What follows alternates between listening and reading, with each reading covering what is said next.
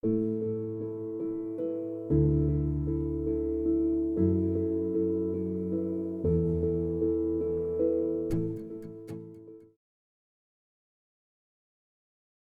días a todos. Nuevamente pedimos disculpas por los inconvenientes. El día de hoy, los residentes del grupo 3 del Hospital Alma Mater estamos encargados del club de revistas.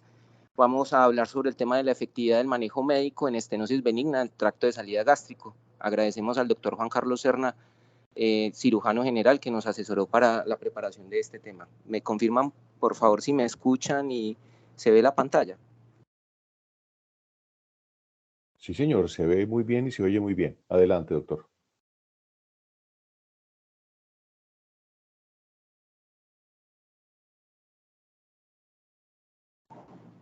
Bueno, Hola, el sí, motivo adelante.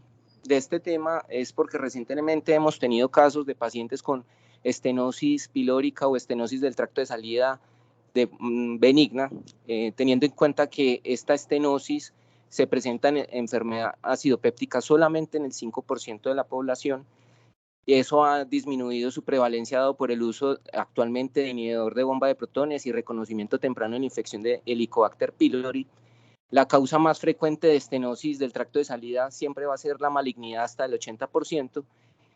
Previamente el pilar del tratamiento era el quirúrgico, pero desde los años 80 se ha establecido el manejo endoscópico como una terapia alternativa con buenos resultados.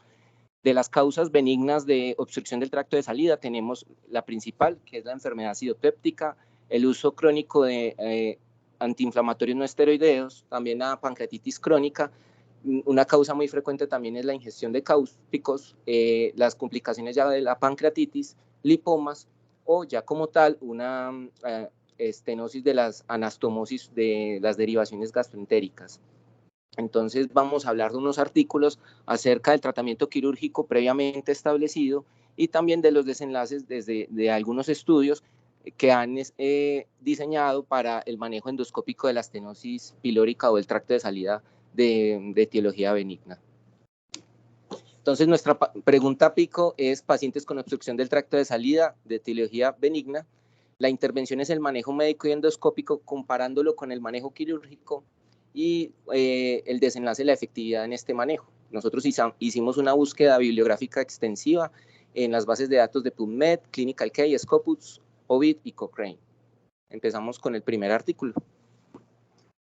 Entonces, el primer artículo va a ser la gastroyejunostomía laparoscópica para el tratamiento de la obstrucción del tracto de salida gástrico. Este primer artículo fue publicado en el 2011 con un estudio retrospectivo desde el 2004 hasta el 2008 en pacientes sometidos a gastroyejunostomía laparoscópica en un centro médico en Nueva York. El objetivo de este estudio fue evaluar la seguridad de la gastroyejunostomía y de la gastroyejunoanastomosis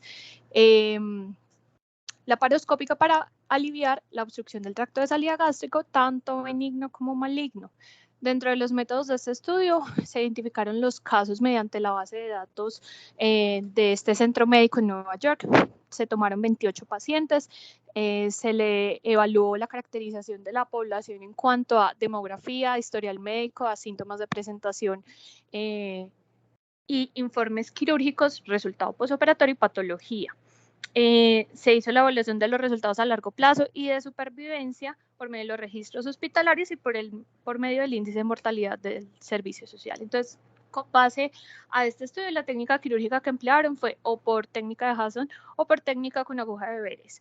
Se inicia la identificación de la curvatura mayor y menor del estómago, se define el asa para la gastroyeyuno de forma antecólica, la posición de la gastroyeyunoanastomosis en la mayoría de los casos, y se hace liberación del ligamento gastrocólico utilizando un bisturí ultrasónico armónico. Se identifica la porción antropilórica para la gastroyeyunoanastomosis y se hace la identificación del asa de yeyuno a 30 a 50 centímetros distal al ligamento de Treitz y se realiza la sutura laparoscópica para alinear los segmentos de la anastomosis de manera antecólica. Se hace la anastomosis gastroyeyunal con sutura mecánica y se hace el cierre de la enterostomía con doble capa de sutura y posteriormente se hace prueba de fuga aérea. Como desenlaces, se evalúan las complicaciones a los 30 días, tanto mayores como menores, entendiendo como mayores la complicación que incurre en un peligro para la vida o que requiere intervención endoscópica o quirúrgica, y como complicaciones menores, infección, fiebre o retraso en el vaciamiento gástrico. Y también se evalúa la mortalidad a los 30 días. Dentro de los resultados, tenemos que de estos 28 pacientes, solamente el 29 se deben a estenosis, obstrucción del tracto de salida por cuenta de úlcera péptica, 11% de los casos por enfermedad de Crohn y 4% de los que no se logró identificar una causa. Sin embargo, el 57% de los casos cursa con malignidad como causa de la obstrucción del tracto de salida gástrico. De la demografía de la población, tenemos que la mediana de la edad fue 67 años, dentro de los cuales predomina el sexo femenino en un 64%, y como comorbilidades de los pacientes, hipertensos, con diabetes o con EPOC, inclusive un paciente que tenía como antecedente un VIH.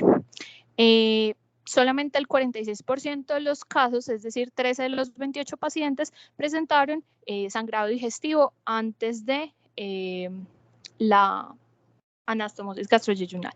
Y de los pacientes con malignidad o con enfermedad de Crohn, 44% de los pacientes que tenían antecedente o diagnóstico de cáncer estaban inmunosuprimidos al momento de la gastroyejunoanastomosis, y 66% de los pacientes con enfermedad de Crohn estaban tomando metrotexata al momento del procedimiento quirúrgico. Teniendo en cuenta, de los 28 pacientes, un 36% tenía un pobre estado nutricional con una albúmina que reportaban menor a 3. Dentro de las complicaciones postoperatorias, reportan 9 complicaciones, dentro de las que se encuentran 4 complicaciones mayores que requirieron 2 intervenciones quirúrgicas y 2 intervenciones endoscópicas. Dentro de las intervenciones quirúrgicas se encuentra la fuga anastomótica que tuvo uno de los pacientes identificada y reintervenida al 5º día del posoperatorio. Este paciente posterior a esto tuvo un shock séptico, requirió traqueostomía, estancia en UCI prolongada, y posteriormente tuvo un egreso a las 10 semanas de la primera intervención quirúrgica. Otro de las complicaciones posoperatorias fueron en 2 pacientes con sangrado digestivo a nivel de la anastomosis. Uno de los pacientes tenía un antecedente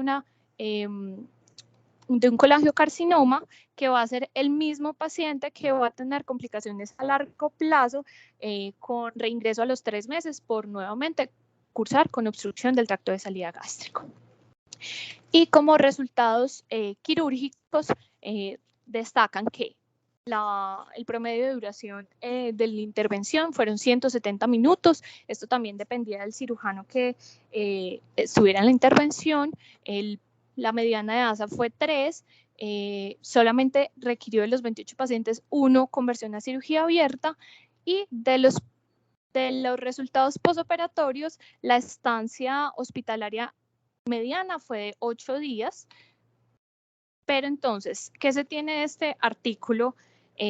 La verdad, se tienen muchas limitaciones. ¿Qué es la cuestión con este artículo? Que si bien es un tiempo quirúrgico más corto, versus la cirugía abierta, siempre es operador dependiente y también tiene que ver con el tipo de paciente. Si tiene antecedentes quirúrgicos, si es un paciente obeso, y notablemente sí, con la gastroyejunoanastomosis de vía laparoscópica tenemos menor pérdida sanguínea, tenemos menor estancia hospitalaria, tenemos menor retraso para el inicio del avance de la vía oral, pero tiene una similar tasa de complicaciones, lo que se ha discutido en estudios previos a esta publicación.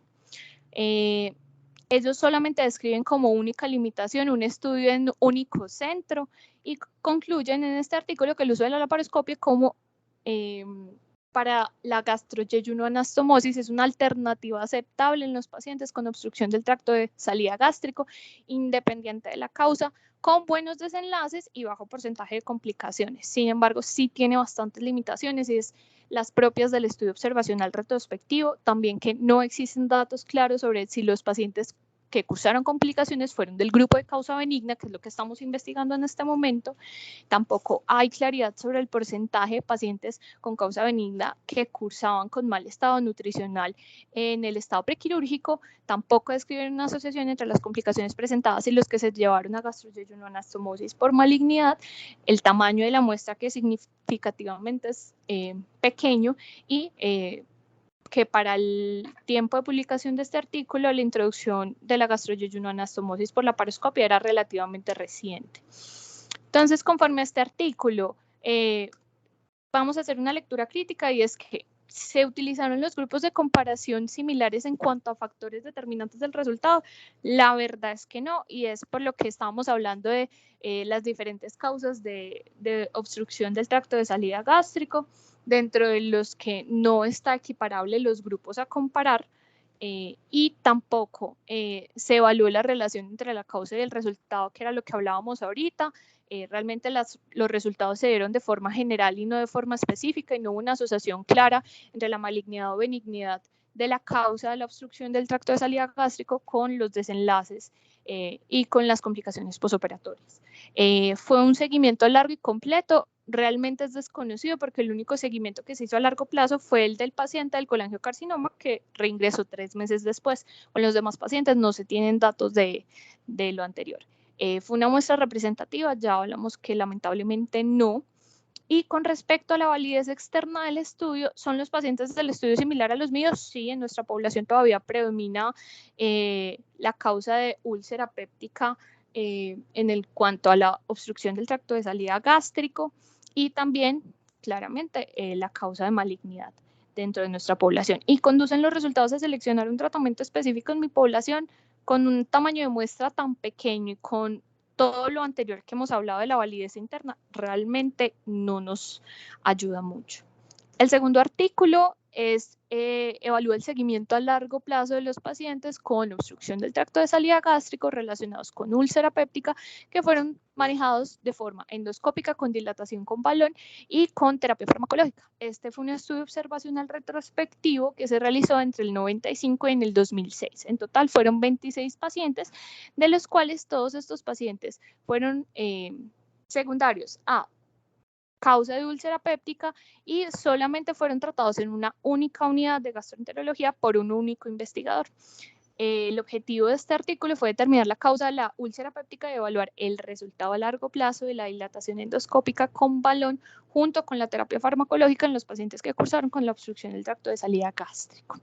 Entonces, como métodos, se evaluaron los datos de historia clínica de 26 pacientes de la obstrucción que cursaron con obstrucción de tracto de salida gástrico relacionado con úlcera péptica, y dentro de los criterios de inclusión, que fuera el único investigador, el único médico que los manejó, y que fueran pacientes con síntomas de obstrucción del tracto de salida gástrico con evidencia en endoscopia de causa benigna, dentro de los que se destaca que tuviera durante la endoscopia y la visualización un residuo gástrico de comida y una incapacidad de avanzar el endoscopio, con la confirmación histológica de que no hubiera malignidad. Y como criterios de exclusión, que fuera una OTS de causa maligna y que hubieran fallecido por otras causas durante el estudio. En total, de los 26 pacientes, fueron 23 pacientes, dado que 3 de estos pacientes fallecieron antes de iniciar el estudio por otras causas diferentes a la obstrucción. Para determinar la causa de la obstrucción del tracto de salida, ellos utilizaron 4 pruebas para detección del Helicobacter pylori como una de las causas conocidas de úlcera péptica, dentro de las cuales está la prueba rápida de ureasa, la biopsia, la prueba de urea en aliento y la serología para el Helicobacter pylori. Cualquiera de las que saliera positiva ya se tomaba como causal de Helicobacter pylori. A estos pacientes se les llevaba una terapia de erradicación y nuevamente se les volvió a repetir una prueba, sea el test rápido de ureasa o una nueva biopsia, después de 4 semanas de suspensión de la terapia de erradicación y de suspensión de la terapia antisecretora. Posterior a esto, si se descartaba con las 4 pruebas que no cursaran con infección por Helicobacter pylori, se evaluaba la ingesta de ASA o de AINES en estos pacientes. Si Ambos eran negativos, se evaluaban los niveles de gastrina las 4 semanas posterior a la suspensión de terapia antisecretora en los pacientes que previamente ya la consumieran, se evaluaba la suspensión del cigarrillo y se descartaba la malignidad con las biopsias. Si no se determinaba ninguna causa o no se podía eliminar la causa, se continuaba la terapia antisecretora. La dilatación endoscópica se realizó del 95 al 99 con balones hidrostáticos reutilizables que eran de Boston Scientific, y a partir de 1999 hasta la finalización del estudio se usó con catéteres con balón con guía metálica desechable. Ambos se insuflaban hasta 15 milímetros por 2 a 3 minutos y suspendían. Y el tratamiento postdilatación básicamente fue el seguimiento de los síntomas adicionalmente a la terapia farmacológica y una endoscopia de seguimiento hasta remisión sintomática y remisión endoscópica, es decir, que hubiera ausencia de síntomas y que hubiera curación de la úlcera péptica y una salida gástrica permeable.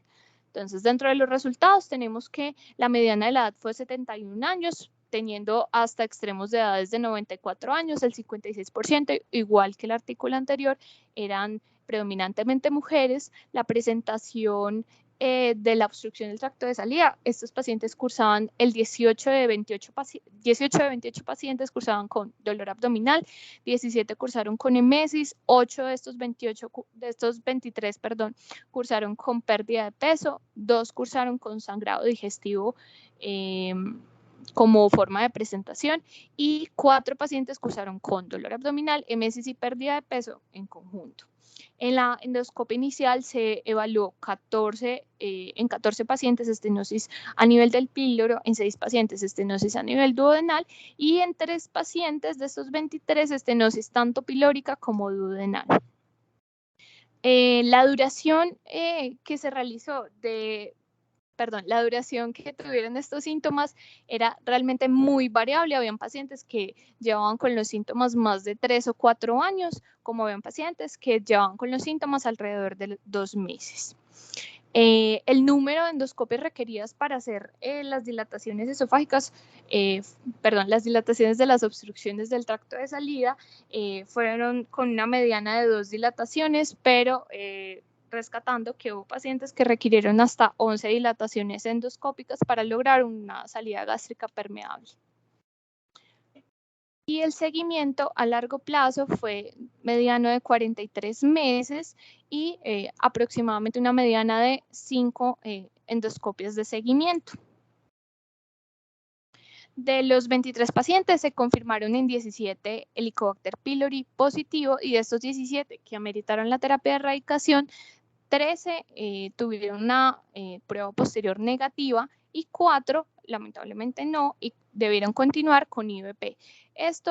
De estos 4, 1 rechazó continuar con los estudios del Helicobacter pylori y los otros 4 por condiciones previas como requerimiento de uso de ASA o de AINES requirieron continuar con la terapia antisecretora.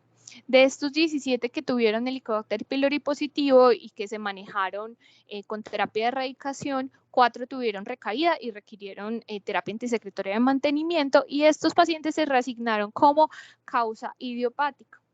3 de estos 17 también requirieron IVP nuevamente, pero ya como terapia de mantenimiento por continuación de AINES por otras patologías. Y 6 pacientes requirieron terapia con IVP por esofagitis. Solamente 4 de estos pacientes tuvieron remisión completa de los síntomas y sin confirmación posterior de nueva infección por Helicobacter pylori.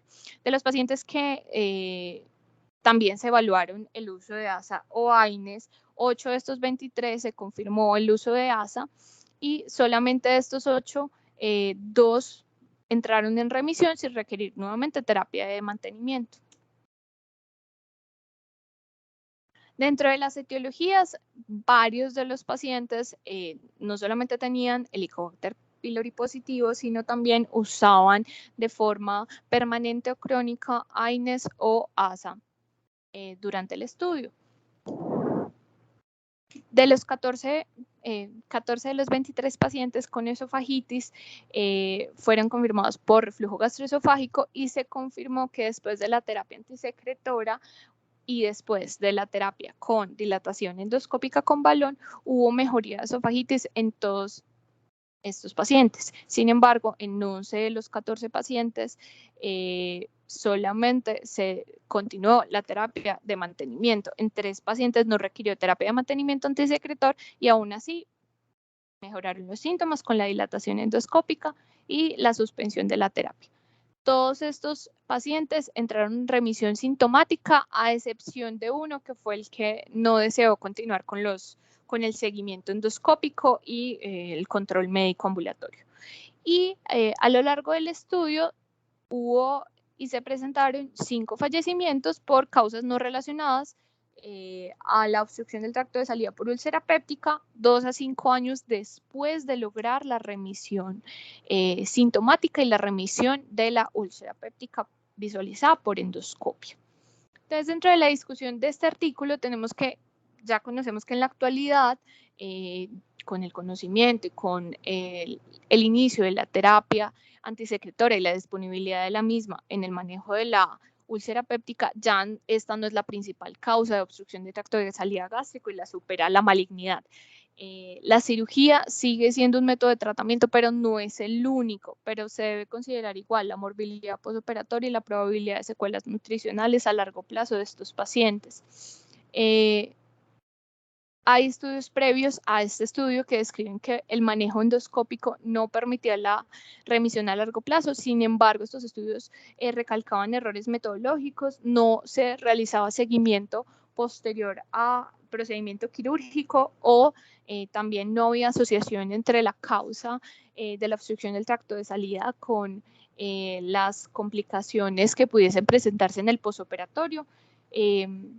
También se deben tener en cuenta la biodisponibilidad del inhibidor de bomba de protones, que puede ser reducida por cuenta propia de la obstrucción del tracto de salida, y se debe asegurar que la terapia con inhibidores de bomba de protones por un tiempo pertinente y el seguimiento de esta terapia son estrategias fundamentales para que haya menor probabilidad de remisión. Como conclusión, tenemos que el tratamiento de la obstrucción del tracto de salida gástrico secundaria a úlcera péptica mediante dilatación endoscópica y terapia con IVP de forma adecuada, en conjunto con el diagnóstico y la posible eliminación de la causa de la úlcera péptica, junto con seguimiento clínico endoscópico, parecen lograr en la mayoría de los casos remisión a largo plazo. Sin embargo, igual este estudio sigue teniendo limitaciones, como el estudio retrospectivo propiamente, y también el tamaño de la muestra, que sigue siendo menor. Sin embargo, este es un estudio que se hace con mucho mayor tiempo que el previo. Sin embargo, en este momento, para la publicación de este estudio, volvemos a lo mismo que el anterior, y es que la laparoscopia en la gastroyejunoanastomosis era relativamente reciente. El tiempo de este estudio tampoco establece cada cuánto se hacían los controles médicos de seguimiento, y tampoco establece cada cuánto se hacían los controles endoscópicos de seguimiento. Entonces, analizando de forma crítica este artículo, tenemos que se han utilizado grupos de comparación similares en cuanto a factores de riesgo determinantes del resultado. Sí, ya vimos los criterios de inclusión. Se han evaluado las exposiciones o causales y el resultado de la misma forma en todos los pacientes. También se hizo este seguimiento de esta evaluación. Ha sido el seguimiento largo y completo también, y fue una muestra representativa. Seguimos con el mismo problema del anterior, y es que son realmente un tamaño de muestra muy limitado. Como validez externa de este estudio, ¿son los pacientes del estudio similar a los míos? Sí. ¿Y pueden conducir los resultados a seleccionar un tratamiento específico en mi población? Sí, porque este estudio es mucho más completo que el previo. Hay evaluación de causa y resultado, y hay comparación similar con base que la caracterización de la población es similar en todo el estudio.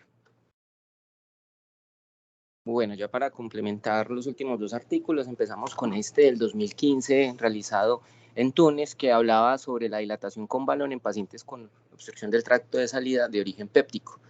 Ellos habían establecido una prevalencia poco común de estenosis secundaria enfermedad acidopéptica hasta el 12% y una infección de Helicobacter pylori hasta el 91%. Es un estudio retrospectivo observacional de 10 años desde 1999 a 2009. Entre los pacientes y los métodos, ellos empezaron en el estudio con pacientes que tuvieran incapacidad para el paso del endoscopio de 12 milímetros más residuo gástrico. A esos pacientes se les inició una terapia con IVP intravenoso durante 7-10 días y los pacientes que no tuvieran una mejoría clínica y se les hacía una endoscopia de control y se evidenciaba nuevamente la incapacidad del paso del endoscopio y el residuo gástrico, entraban al estudio. En total, en total el número de pacientes fueron 45. Se ha realizado una dilatación con globo a través del endoscopio con una insuflación recomendada según el equipo y según el productor del implemento, el productor pues, del dispositivo durante 1 a 2 minutos y se establecía un éxito en la terapia cuando el endoscopio lograba pasar hacia la segunda porción del duodeno. Se dejaba en observación durante 4 horas, se verificaba que no tuviera dolor abdominal, aumento de la frecuencia cardíaca o alguna complicación temprana.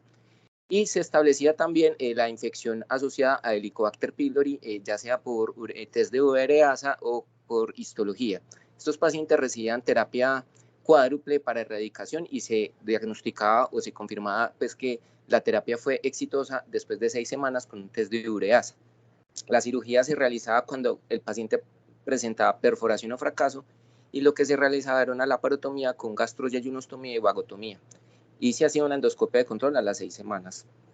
En el análisis estadístico de este artículo, ellos las características de los pacientes lo hicieron a través de la prueba del chi cuadrado, las variables cualitativas por la prueba de Fisher, hicieron una curva de supervivencia de Kaplan-Meier, establecieron una P con significancia estadística menor a 0.05 y algunas variables continuas y normalidad de datos con pruebas de Shapiro-Wilk y Kolmogorov-Smirnov para establecer datos simples. Entre los resultados, la mediana de edad fue de 51.9 años, habían 38 hombres y 7 mujeres, 43 de estos pacientes, o sea, el 95% presentaba estenosis pilórica y 4% duodenal. Dentro de los factores de riesgo establecieron que 33 pacientes eran fumadores y 3 pacientes consumían AINES de manera crónica. 30 pacientes tenían esofagitis asociada y la media de número de dilataciones fue de 1.4 en un intervalo de entre 1 y 4 y el diámetro del balón utilizado fue de 15.8 milímetros con un intervalo entre 12 y 20 milímetros. Las características de los síntomas, la mayoría presentaba dolor abdominal, vómito, reflujo, pérdida de peso, anemia y deshidratación. Ellos establecieron que el éxito inmediato se logró en 43%, o sea, el 95% de los pacientes. Solamente se presentó una dilatación no exitosa en un paciente y complicaciones, 2 perforaciones y un sangrado. El 97% de los pacientes tenía infección asociada a Helicobacter pylori y durante el seguimiento se realizó un test de ureasa de control y solamente se logró una erradicación exitosa en el 78%. La mediana de seguimiento fue de 32 meses. Y se realizaron 13 cirugías, 2 por perforaciones, 1 por inviabilidad de la dilatación, 2 por otras indicaciones y 8 por fracaso de la dilatación. Ellos establecieron que el número de fracaso de la terapia era significativamente importante en aquellos pacientes fumadores o que tuvieran una terapia de erradicación de Helicobacter fallida, y también aquellos pacientes fumadores tenían mayor número de dilataciones y mayor número de reestenosis. Ellos establecieron también la importancia de un tratamiento antisecretor durante 4 semanas, tuvieron una tasa de remisión clínica 6 meses de 81%, 3 pacientes tuvieron recaída entre las 2 y 6 meses y 7 pacientes con recaída entre 6 a 12 meses. Ellos en la conclusión del artículo establecen que la dilatación con balón es una terapia simple, efectiva y segura, pero siempre y cuando se establezca que es debida a enfermedad acidopéptica y se debe adicionar el tratamiento de erradicación del Helicobacter pylori. En cuanto a la lectura crítica, el estudio se centra en un tema claramente definido, sí, pues ellos establecieron pues, la posibilidad pues, del tratamiento con balón endoscópico en enfermedad acidopéptica. El reclutamiento fue de la manera más adecuada. Estos pacientes fueron un sesgo de selección porque este hospital era uno de los centros de referencia en Túnez para el tratamiento de este tipo de patología y no evidenciaron otro tipo de etiologías. El seguimiento fue suficientemente largo y completo, sí, miremos que tuvieron un seguimiento más o menos de 10 años. Hay factores de confusión en el diseño o análisis del estudio, sí, no hicieron variables de regresión para determinar otras variables continuas. ¿Qué tan preciso es la estimación del riesgo? Ellos no calcularon el intervalo de confianza ni el riesgo relativo, entonces este ítem no se cumplió, y si puedo aplicar los resultados en mi paciente, son similares mis pacientes en mi práctica, sí, porque igual nosotros en esta región también tenemos mucha prevalencia de tabaquismo y consumo crónico de AINES. Y finalmente, este es el estudio como más completo sobre el uso de la terapia endoscópica, porque aparte estudia otras etiologías de estenosis del tracto de salida de características benignas. Es un estudio realizado en la India en el 2018. Se estableció pues que en las últimas 2 décadas el papel de la dilatación endoscópica había sido un cambio abrupto sobre la cirugía, que era la piedra angular del tratamiento previo. Ellos también determinaron que habían pocos datos de dilatación en diferentes etiologías, solamente los estudios previos utilizaban o establecían solamente en la etiología de enfermedad acidopéptica, y teniendo en cuenta pues que la malignidad es la causa más común. Ellos hicieron un estudio retrospectivo según los registros clínicos de entre enero del 98 y diciembre del 2017, casi 20 años. En los criterios de inclusión eran aquellos pacientes con obstrucción del tracto de salida sintomático que presentaban emesis, pérdida de peso, cialorrea, estrechamiento del antro pilórico con estenosis duodenal, múltiples estenosis de segmento corto, y los criterios de exclusión era establecido por estrechamiento por causa cáustica, pero de más de 2.5 centímetros de largo, estenosis esofágicas concomitantes mayor de 6 centímetros. Todos los pacientes tenían su consentimiento informado, y este estudio fue aprobado por el Comité de Ética de la institución. El diagnóstico tanto de la estenosis se determinaba por examen físico y historia clínica completa, también por estudios radiológicos como tomografía o serie de vías digestivas, serie radiológica de vías digestivas, o también con endoscopia con toma de biopsias. También establecieron la presencia de infección por Helicobacter pylori por el test de ureasa o histológicamente, y recibieron terapia triple por 3 semanas. Y establecieron que la enfermedad acidopéptica está también muy elevada o más frecuente en pacientes con consumo crónico de AINES, aquellos que consumían más de 3 veces por semana por más de 3 meses los AINES. El procedimiento, los pacientes llegaban en ayunas al día del procedimiento, se les realizaba una premedicación, una sedación, midazolam y iosina. Como vemos en la imagen, ellos evidenciaban la estenosis y realizaban el paso del globo a través del endoscopio en segmento estenosado, le hacían una insuflación con la pistola de presión según la marca comercial del insumo, y lo inflaban con solución salina. Se hacía una expansión radial controlada con diámetros incrementales durante 60 segundos, y se hacían dilataciones seriadas en caso de que se requiriera con intervalos de 2 a 3 semanas. También usaron balones con guía de alambre, con estenosis múltiples tortuosas y guía fluoroscópica, y realizaron un monitoreo en los pacientes post procedimiento durante 4 horas para evidenciar si tenía alguna complicación temprana. Dentro de las definiciones, ellos establecieron que un procedimiento exitoso era cuando lograban una dilatación de 15 milímetros. Un éxito clínico era que había resolución de los síntomas, dolor, distensión y vómitos, y paso fácil del gastroscopio. Estenosis refractaria es la incapacidad de dilatación hasta 15 milímetros después de 5 sesiones. Fracaso era la incapacidad para lograr el éxito clínico o aparición del evento adverso que requiera cirugía. Y recurrencia, reaparición de síntomas o fracaso del paso del endoscopio. Estos pacientes tuvieron pues un tratamiento complementario con dieta líquida durante 24 horas y una dieta normal cuando ya se lograba una dilatación de 12 milímetros. Si los pacientes tenían una estenosis refractaria, se les aplicaba triamcinolona. Eso fue establecido en 27 pacientes. Se utilizó dilatador diatérmico en 3, y se hizo un seguimiento clínico con endoscopia cada 3 a 6 meses, y los pacientes con enfermedad acidopéptica recibieron IVP por 3 meses, excepto con causa cáustica. En el análisis estadístico utilizaron el SPSS versión 22.0 para el análisis como tal. Utilizaron variables continuas con el t-test, variables dicotómicas como el sexo con el chi cuadrado, también las diferencias de proporciones. Hicieron análisis univariado para predictores independientes del éxito y procedimiento clínico. Y además análisis de regresión logística multivariante para identificar predictores independientes de éxito clínico y del procedimiento, y establecieron una P estadísticamente significativa menor a 0.05. Encontramos que la mayoría de la proporción de 264 pacientes eran hombres, 81% mujeres, y encontramos que la enfermedad acidopéptica era la segunda causa, la principal causa era la enfermedad cáustica. Ellos habían establecido dentro de sus registros 306 pacientes como tal, como un N inicial. Sin embargo, 42 pacientes fueron excluidos porque tenían estenosis esofágica larga o estenosis múltiples largas. Por eso solamente se ingresaron 264 pacientes, de causa cáustica 142 y no cáustica 122. Y dentro de la no cáustica están las enfermedades médicas como la enfermedad de Crohn, pancreatitis crónica o el uso de medicamentos como los opioides. Ellos tuvieron un éxito clínico en el 75% de los pacientes y un éxito procesal en el 92%. Ellos evaluaron como el desenlace en la dilatación de los pacientes en general, determinando que en la causa cáustica un diámetro mayor del balón era como un predictor para desenlace adverso o que requiriera más dilataciones. También determinaron que la causa cáustica, con una P estadísticamente significativa, requerían más dilataciones para lograr un éxito tanto clínico como del tratamiento.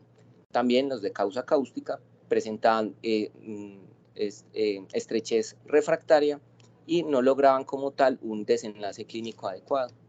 Compararon el uso del balón endoscópico con otras enfermedades relacionadas como con el uso de medicamentos, y el uso de medicamentos, especialmente opioides, porque dentro de la fisiopatología establecieron que probablemente retrasaba el vaciamiento gástrico, y determinaron que estos pacientes de opioides requerían más dilataciones endoscópicas a diferencia de los de úlcera péptica. También hicieron como la diferencia entre el número de dilataciones de causa no cáustica, encontraron también que requerían más dilataciones.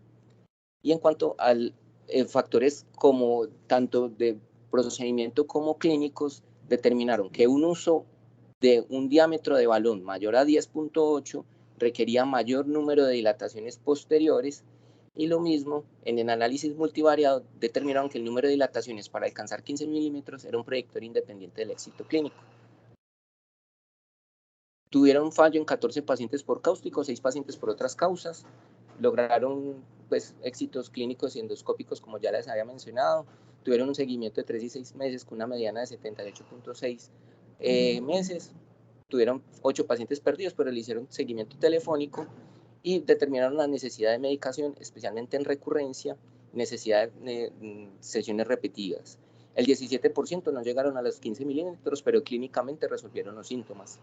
Este es un estudio que tal vez tuvo el mayor seguimiento de todos y el número de pacientes más grande. El fin más relevante que ellos buscaron era el éxito clínico, el 97% en la enfermedad acidopéptica.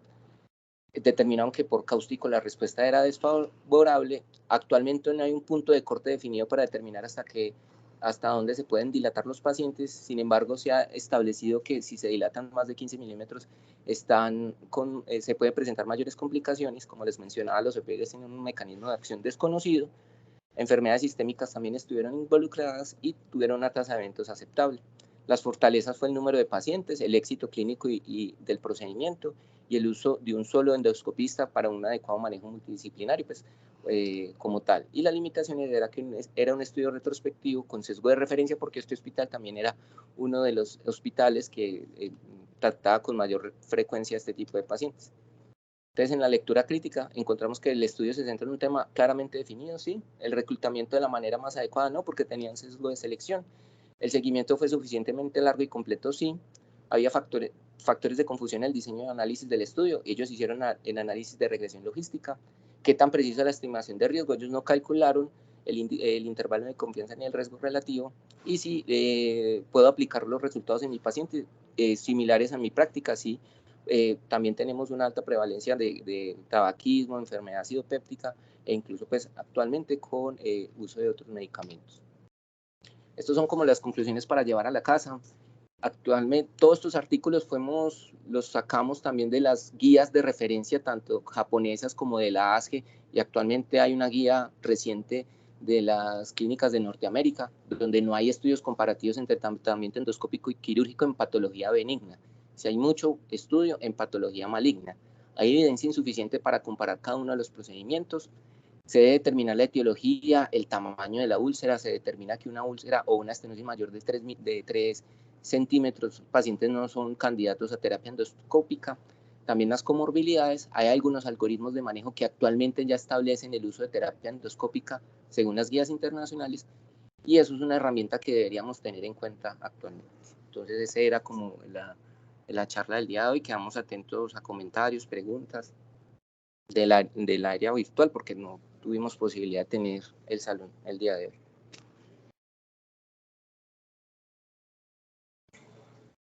Tengo el doctor Madrid, dice, se definieron en los artículos el tiempo de manejo con IVP. En el último artículo se menciona 4 semanas. Sí, profe, ellos mencionaban 4 semanas como tal en los artículos. 2, ¿hay alguna consideración para el uso de STEN en enfermedad benigna refractaria a IVP? Doctor, actualmente hay una guía de las clínicas de Norteamérica que habla de uso de STEN de aposición luminal en enfermedad benigna, que puede ser una herramienta muy favorable para estos pacientes. Y también el uso de la derivación gastroyeyunal de manera endoscópica. Son estudios pues, que están haciendo recientemente, pero que ha tenido buenos desenlaces.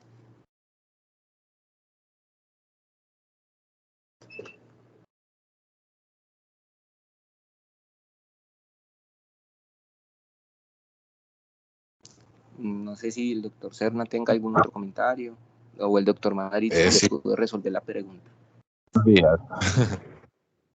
Parte de la idea del club de revista era porque aparentemente estamos subutilizando la dilatación en enfermedad benigna. Personalmente creo que es que a pesar de lo que dicen las guías, porque uno se fija y la efectividad va desde el 70, incluso a veces hasta el 100%, lo que vemos en la cotidianidad no es eso. Me parece a mí que la tasa de falla que tenemos en el manejo con dilatación en enfermedad benigna, específicamente la enfermedad acidopéctica, no es tan buena, y la mayoría de los pacientes, en realidad, pues al menos en nuestro medio, terminamos operándolos. No sé si es por falta de entrenamiento, no sé si es por falta de paciencia, como vimos ahí de algunos artículos que pacientes tenían hasta 10, 11 dilataciones y con eso se evitaba la cirugía. Pero siento que nuestra experiencia no es la misma que muestran las guías. Esto en parte, pues, lo que hace es que nos planteemos esa posibilidad de pronto de no optar de entrada por manejo quirúrgico con los pacientes y no de darle chance de tener más paciencia con las dilataciones o de reentrenarnos. La evidencia en realidad no es la mejor. Como en muchos otros temas, no tenemos muchos artículos que sean prospectivos y menos que se presten para comparaciones. Trae, por ejemplo, comparación entre manejo quirúrgico y manejo endoscópico en enfermedad acidopética y estenosis. Pues nos fue prácticamente imposible encontrar artículos que lo compararan. Por lo demás, creo que el club se hizo con la evidencia que había hasta la fecha, y que las conclusiones son las que acabo de decir Cristian. No tengo nada más para decir. Muchas gracias, profe. ¿En San Vicente tienen algún comentario?